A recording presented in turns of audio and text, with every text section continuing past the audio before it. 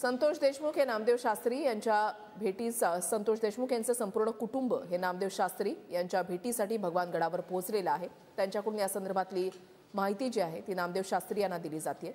नामदेव शास्त्री यांनी मांडलेली भूमिका आणि त्यावर चहूबाजूने झालेली टीका आणि यावर संतोष देशमुख यांच्या कुटुंबियांकडून आलेली प्रतिक्रिया, तर या अनुषंगाने धनंजय देशमुख यांनी आपली भूमिका ही स्पष्ट केलेली होती की आपण नामदेव शास्त्री यांना भेटणार, आपलं म्हणणं काय आहे ते आपण त्यांना सांगणार। ग्रामस्थ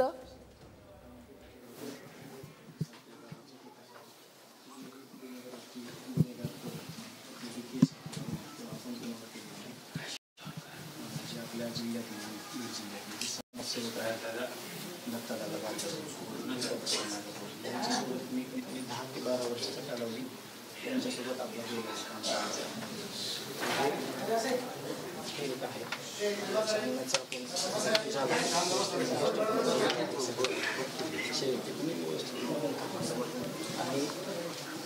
आणि खरं बोल खूप छान गाव मला कोणत्या गोष्टी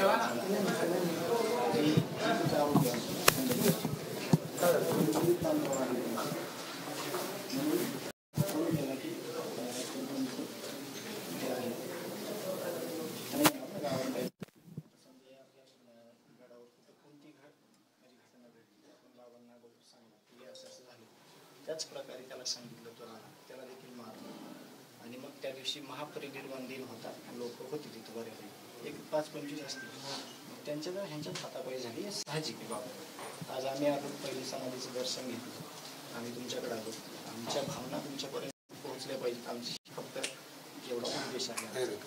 आणि मग त्या भावनेनं दलित बांधवाला मारलं, दलित बांधवाची जर अट्रॉसिटी जर त्या दिवशी घेतली असती तर आज संतोषांना देशमुख ज्यांनी की आता तुम्हाला फोटो दाखवले आपले इथेच आहेत, तसे 24 वर्ष भावानी विठ्ठलाची वारी केली आत्तापर्यंत, तर तो भाऊ वाचला असता।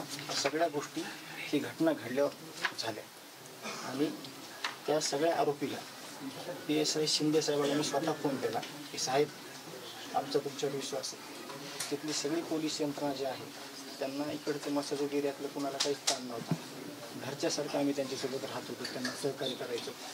तर आम्ही अशा पद्धतीने गावात राहत असताना त्या दिवशी जर त्याची अट्रॉसिटीची केस घेतली असती तर आज आपला भाऊ जिवंत असता।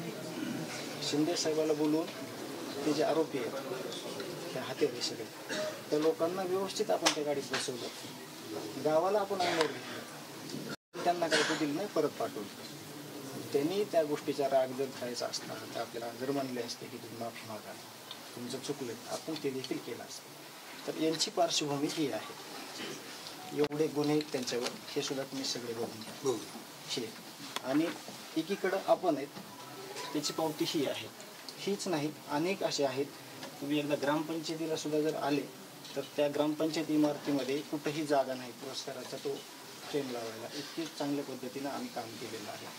आणि तुम्ही म्हणल्याप्रमाणे की म्हणजे एक थेंब जर रक्ताचा दिसला तर आपल्याला एवढा त्रास होतोय, तर ते फक्त मी लास्टला दाखवल, कारण का मी आतापर्यंत त्या दुःखात गेलो नाही, म्हणजे मी पूर्ण संपून जाईल मी नाही। तुम्हाला जे आता दाखवणार आहेत ना ते खूप भयानक आहे, म्हणजे मी ते म्हणजे तुम्हाला एक्सप्लेन पण करू शकत नाही आणि मी स्वतःला हे पण करू शकत नाही, खूप भयानक आहे। तर ह्या दोन गोष्टी आहेत, हे सगळे क्राईम मधले आहेत, हे आपल्या भावाची एक पावती आहे, एवढीच नाही तर तुम्ही सगळीकडे बघा। आणि हे दत्तादादा आत्ताचं जे 26 जानेवारीचं ध्वजारोहण आहे, आम्ही 15 वर्षात एकही ध्वजारोहण आपल्या हाताने केलं नाही, जरी लोकप्रतिनिधी असलो तरी। आपण सामाजिक क्षेत्रात ते विविध स्तरातले लोक आहेत त्यांना त्याचा ध्वजारोहणाचा मान दिला, हजमाजी सैनिकांना, पोलीस प्रशासनाला आपण मान द्यायचो। तर हे त्याचंच एक आत्ताचं हे 26 जानेवारीचं दत्तादादांनी, हे आई आहे माझी, दत्तादादांना आत्ताचं ध्वजारोहण केलं, तर हे मृत्यू झाल्यानंतर सांत्वन करायला आले होते हे दत्तादादा, आणि त्यापूर्वीही ते नेहमी यायचे। जसं की मी दाखवलं तुम्हाला, मी भगवानगडावर येत होतो, तसं हे दत्तादादा पहिले सगळ्या लोकांसोबत यायचे। ह्या झाल्या दोन बाजू, ह्या आम्हाला तुम्हाला एवढ्याच सांगायच्या होत्या। म्हणजे प्रामाणिकपणे सांगतो, 22 वर्षापासून मनोहर मुंडे नावाचे माळकरी होते, त्यांची 4 मुलं, एक मुलगा पुण्याला, 3 मुलं तिथं आपली शेती करायला। आत्तापर्यंत 2003 पासून आत्ता 22 वर्षापर्यंत त्यांनी जे पिकवलंय ते आपण खातो। त्याचं 4 किलो वेट कमी झाले अण्णा वारल्यापासून. जर इथं देशमुख कुटुंबीय जर जातीवाद करत असतं तर कमीत कमी ही घटना घडल्यावर तरी कुठंतरी दिसलं असतं की हे कुणीतरी त्यांनी जातीवाद केलाय किंवा आपण. त्रास जास्त होतोय कशाचा? एका दलित बांधवाला वाचवायला गेलेला भाऊ आपला, त्यांनी तिथं जात नाही बघितली. एक आपला 22 वर्षापासून वंजारी समाजाचा जो आमचा माणूस आहे त्याच्यासोबत दुसरी पिढी आमची संपत आली. एक माझ्या मामाची पिढी होती, ते वारले बटेदार मागच्या जुलै महिन्यामध्ये, दादा मनोहर दादा. म्हणजे इतकं करत असताना खरी मानसिकता ह्यांची तपासायची आपल्याला गरज होती. ह्यांच्यावर गंभीर स्वरूपाचे गुन्हे, हे ज्या ऑफिसमध्ये बसायचे, हे ज्या गाडीत फिरायचे, ह्यांच्यासोबत ज्यांचे फोटो आहेत त्या लोकांनी ह्यांची मानसिकता जर तपासली असती महाराज तर समाजात असं गोष्टी घडल्या नसत्या. आपण तुम्हाला आवाज गेला नसेल तर सांगू इच्छितो की पहिल्यापासून भगवान बाबाला मानणारं कुटुंब आहे आणि संतोष अण्णाची शेती मुंडे परिवार करत होता.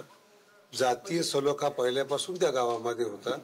ते आज हे सांगायला आलेले की आम्ही यापूर्वी ते किती वेळा गडावर आलेले, त्यांनी ते मोबाईलमध्ये फोटो दाखवलेले भगवानगडाचेच आहेत. भगवानगड त्यांच्या कायम पाठीशी राहील हे माझं आजची ग्वाही आहे आपल्याला. बाकी मग आम्ही बोलून घेतो. अजून एक बोलतो, हे जे गुन्हे 40-50 हे आरोपीवर सगळ्या त्याच्या अपोजला हे साहेब तुम्ही बघायचा, हे तुमच्या पोलीस प्रशासनाला प्रभारी अधिकारी पोलीस स्टेशन केज यांनी हे प्रमाणपत्र आपल्याला दिलेलं आहे. अख्ख्या गावाचे पण गुन्हे ह्याचे अर्धे पण नाहीत किंवा जे आहेत ते किरकोळ आहेत. शेतीचा वाद म्हणजे कुठंतरी काहीतरी थोडीफार किरकोळ अशा ह्याचं प्रमाणपत्र पोलीस प्रशासनाला दिलेलं, ह्या डिपार्टमेंटला दिलेलं आहे मसाजोगला. आणि गावाला 19 पुरस्कार या माध्यमातूनच मिळालेले आहेत सगळे. म्हणजे हे पण खूप महत्वाचा विषय आहे. कुठलीही गुन्हेगारी वृत्ती नाही. त्या लोकांचा आपल्याला कधी संबंध नव्हता आला. त्यांनी फक्त एकदा विचार करायला पाहिजे होता किंवा इतक्या 15 वर्षे सरपंच राहणाऱ्या माणसाला एकदा भेटावं.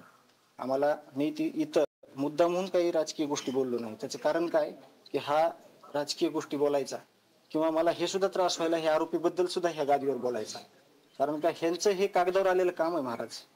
ह्यांचे ह्या कागदामागचे काम जर सगळे तुम्ही शोधले किंवा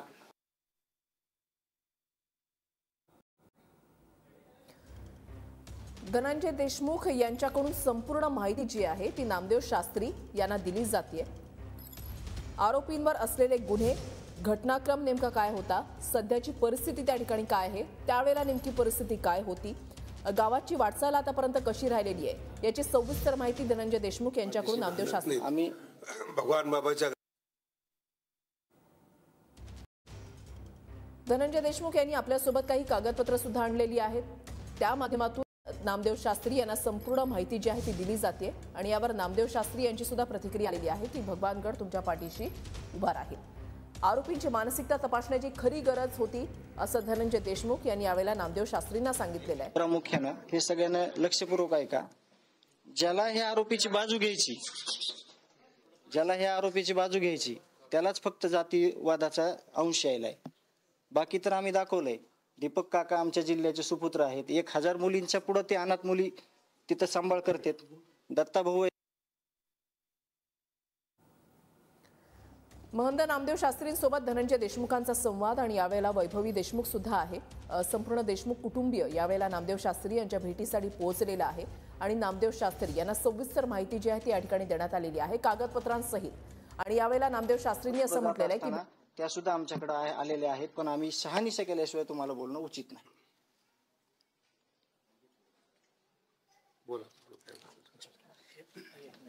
हा तुम्हाला जे अन्नाचे फोटो आहेत आपण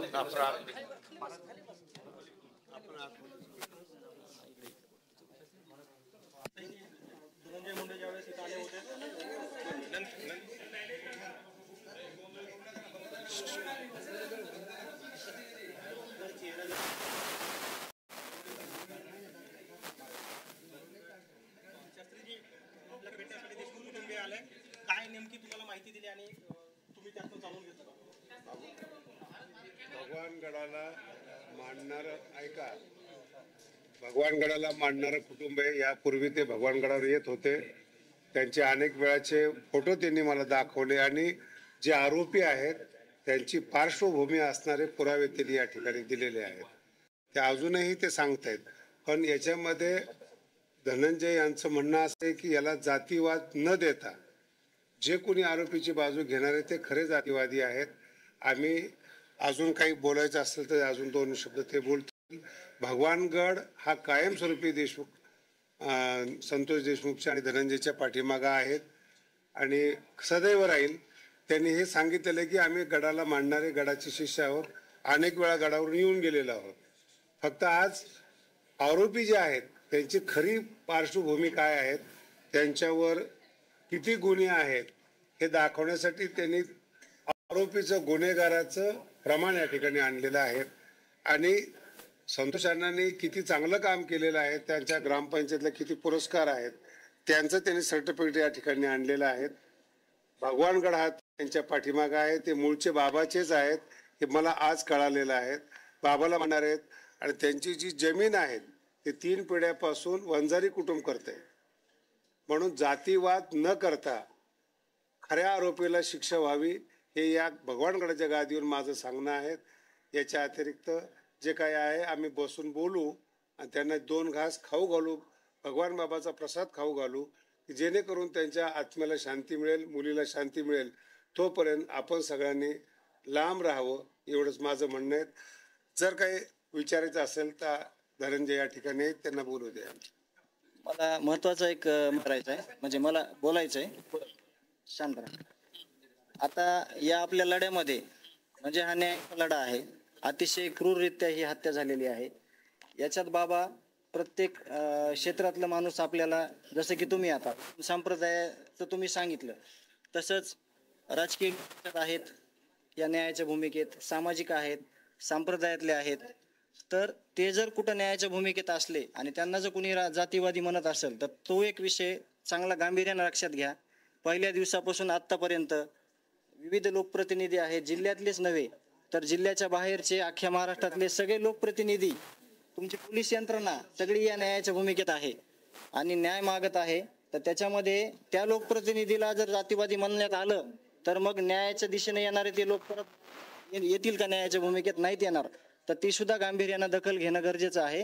हे पहिल्या दिवसापासून आज 54 दिवसापर्यंत जे लोकप्रतिनिधी आहेत, जिल्ह्यातले नव्हे तर सगळ्या बाहेरचे, हे देशमुख कुटुंबियाच्या न्यायात आहेत. त्यांना देखील न्याय मागतायत, त्यांना देखील तुम्ही चुकीचं ठरवलं नाही पाहिजे अशी माझी विनंती आहे. 1-2 शब्द वैभवी बोलेन तुम्हाला. जातीवाद न करता सामाजिक सलोखा कायम राहावा यासाठी देशमुख कुटुंब आपल्या गडावर आलेलं आहे. ताई बोल. बाबा, आज तुम्ही महंत आहेत, महाराज आहेत, गुरु आहेत आमचे. म्हणजे तुमचा आज दर्जा खूप मोठा आहे. आज तुमच्या पुढे मी खूप लहान आहे. फक्त मला एवढं वाटतं की जसं तुम्ही म्हणलात, एका चापटीचं जर त्यांची मानसिकता तशी झाली आणि त्यांनी माझ्या वडिलांची हत्या केली. आज माझ्या वडिलांच्या अंगावर, आज आम्ही फक्त न्यूजला ऐकतो की त्यांच्या अंगावर इतके वार झालेत. त्यांची अशी एकही अवयव नाहीये की तो शाबूत होता. त्यांचे जर आता मी घरीच ते ऐकलं की त्यांचे फक्त अस्थिमध्ये 3 हाडं निघतायत. तर म्हणजे आमची आज मानसिकता काय असेल? ते ज्यांचे फोटो आहेत ते आम्ही आज सुद्धा बघू, म्हणजे ते आम्हाला बघू वाटत नाहीये. त्याचं इतकं दुःख आहे.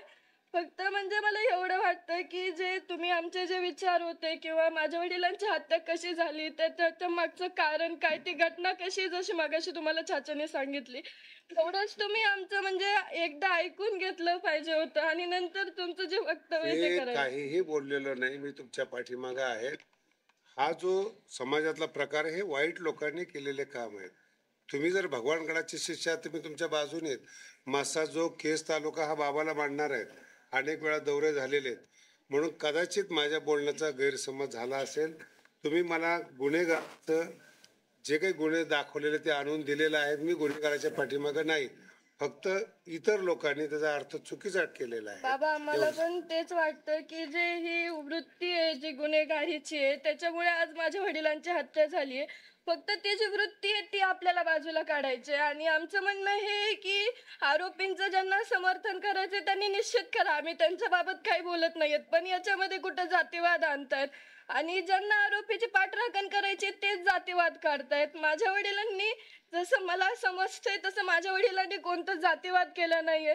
आता सगळं चाचाने सांगितलं की आमचे शेतकरी सुद्धा हे वंजारी हेच आहेत, त्यांचं सुद्धा अण्णा मुंडेच आहे. पण आम्हाला एक असं याची खंत वाटते की जो माणूस जसं दलितांना वाचवण्यासाठी गेला, त्यांनी कधी जातीवाद न केला, त्याच्यामध्ये न्याय मिळवण्यासाठी असे वेगवेगळे फाटे का फुटतात. आमचं एकच म्हणजे आज आम्हाला इतकं दुःख आहे, आमचं गाव सुद्धा या दुःखातून सावरू शकलं नाही. पण तरी पण आज आम्ही त्यांच्या न्यायासाठी झुंजतो, कारण की त्यांच्यावर जो अन्याय झालाय, म्हणजे आता प्रश्न पडतो की कोणाला वाचवायला जाणं हा पण आपला गुन्हा आहे का. म्हणून ही जी घटना घडली ती नंतर घडून यासाठी आम्ही फक्त न्याय मागतोय. आमची अपेक्षा हीच आहे की आम्हाला लवकरात लवकर न्याय मिळाला पाहिजे. भगवानगड आपल्या पाठीशी आहेत. मी भगवान बाबाला प्रार्थना करतो लवकरात लवकर फास्ट ट्रॅकवर न्याय मिळावा आणि मुलीला सांत्वना मिळावी. भगवानगड हा कायमस्वरूपी त्यांच्या पाठीशी उभा राहील. आरोपीचं कधीही समर्थन करत नाही. त्यांनी पुरावे आणलेले आहेत की आरोपीवर किती गुन्हे दाखल झालेले आहेत. कदाचित माझ्या बोलण्याचा चुकीचा अर्थ झाला असेल तर ते आरोपी हे आरोपीच आहेत, गुन्हेगार आहेत हे सांगण्याकरता या ठिकाणी कुटुंब आलेलं आहेत. गडाचंच कुटुंब आहेत. म्हणून पुन्हा एकदा महाराष्ट्राला विनंती आहे, याला जातीय कलर न देता न्याय मिळावा यासाठी आपण सगळेजण प्रार्थना करू. भगवान बाबा. शास्त्रीजी, यापूर्वी तुम्ही काही माहिती घेतली होती का पण या प्रकरणाची, ज्यावेळी धनंजय मुंडे या ठिकाणी आले होते भेटायला त्यावेळेस? बस झाला, त्यांना जेवू द्या, जेवून घालू द्या, बाबाचा प्रसाद घेऊ द्या. महाराजांना या संदर्भात जे समजा अमानुष हत्या झाली, मारहाण झाली, याचे काही इथं फोटो येतं.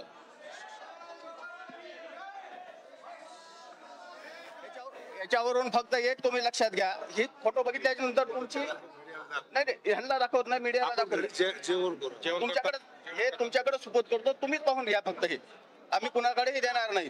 त्याच्यावरून म्हणजे ते आरोपीनं किती कसे माणूस हत्या केली ही तुमच्या लक्षात येईल. आणि ह्या बाबतीत तुमची प्रतिक्रिया नंतर आम्हाला काय ती कळवा.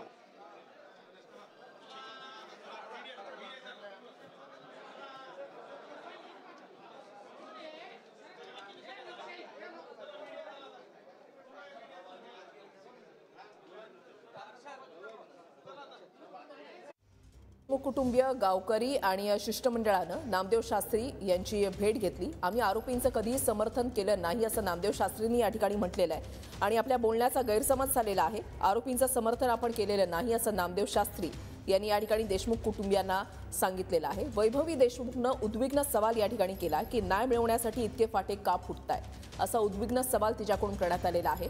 वडिलांच्या अंगावर किती घाव होते हे आपण सांगूही शकत नाही असं तिने या ठिकाणी नामदेव शास्त्रींना म्हटलेलं आहे. आणि त्यावर नामदेव शास्त्रींनी असं म्हटलं की आम्ही आरोपींचं समर्थन कधीही केलेलं नाही आणि बोलण्याचा गैरसमज झालेला आहे असं नामदेव शास्त्रींचं म्हणणं आहे. पुढच्या बातम्यांकडे वळूयात. गडचिरोलीमध्ये नक्षलवाद्यांकडून पंचायत समिती गावाला 19 पुरस्कार या माध्यमातूनच मिळालेले आहेत सगळे. म्हणजे हे पण खूप महत्त्वाचा विषय आहे. कुठलीही गुन्हेगारी वृत्ती नाही. त्या लोकांचा आपल्याला कधी सन्मान नव्हता आला. त्यांनी फक्त एकदा विचार करायला पाहिजे होता किंवा इतक्या 15 वर्ष सरपंच राहणाऱ्या माणसाला एकदा भेटा. आम्हाला मी इथं मुद्दा म्हणून काही राजकीय गोष्टी बोललो नाही. त्याचं कारण काय की हा राजकीय गोष्टी बोलायचा किंवा मला हे सुद्धा त्रास व्हायला हे आरोपीबद्दल सुद्धा ह्या गादीवर बोलायचा. कारण का ह्यांचं हे कागदावर आलेलं काम आहे महाराज. ह्यांचे ह्या कागदामागचे कामं जर सगळे तुम्ही शोधले किंवा आम्ही सांगितले दुसऱ्या ठिकाणी, इथं नको, ही बाबाची म्हणजे बाबाचं ठिकाण आहे, इथं ह्यांच्यावर सुद्धा बोललो एवढं तरी सुद्धा मला म्हणजे शहारे यायलेत. कारण इथं फक्त चांगल्या कामचं म्हणजे घेऊन जाऊ शकतो आपण. मागच्या वेळेस तुमची भेट झाली नव्हती, आम्ही आलो होतो, दर्शन घेतलं, थांबलो. आणि मला एकच उद्देश म्हणायचा की ह्यांची मानसिकता तपासली. आरोपींना आम्ही माफ करणार नाही, आरोपीला आम्ही पाठीशी घालत नाही. आम्ही भगवान बाबाच्या गादीवर बसून आम्ही शब्द देतो तुम्हाला, आरोपीच्या पाठीमागे भगवानगड नाही, संतोष देशमुखच्या पाठीमागे आपला गड राहणार आहे. तुम्ही काही चिंता करू नका, तुम्ही गडाचेच आहेत. फक्त कुठेतरी हा जो जातीय रंग दिलेला आहे तो आपण जर प्रेसला सांगितलं की हा जातीय रंग नाही, मी सांगतो त्याच्यावर, म्हणजे मला आदरपूर्वक मी सांगतो. इथं जातीचा रंग कोण द्यायलाय प्रामुख्यानं हे सगळ्यांना लक्षपूर्वक ऐका. ज्याला ह्या आरोपीची बाजू घ्यायची, त्यालाच फक्त जातीवादाचा अंश यायलाय. बाकी तर आम्ही दाखवलंय. दीपक काका आमच्या जिल्ह्याचे सुपुत्र आहेत. 1000 मुलींच्या पुढं ते अनाथ मुली तिथं सांभाळ करतात. दत्ता भाऊ आहे ते एचआयव्हीग्रस्त म्हणजे शेकड्यावर मुलं तिथं सांभाळतात. विधवा महिला तिथं ज्या म्हणजे त्यांना कुणी आसरा देत नाही किंवा ज्यांचं काही कुणी नाही त्यांना सांभाळतात. म्हणून या आडून जर कुणी करत असेल तर ते खरे जातीवादी. त्यांना तिथं तुम्ही लगेच सांगा की तुम्ही ह्यांची बाजू घ्यायचं काही कारण नाही. कारण का बऱ्याचशा गोष्टी हे सगळं पुढं जात असताना त्यासुद्धा आमच्याकडं आलेल्या आहेत, पण आम्ही शहानिशा केल्याशिवाय तुम्हाला बोलणं उचित नाही.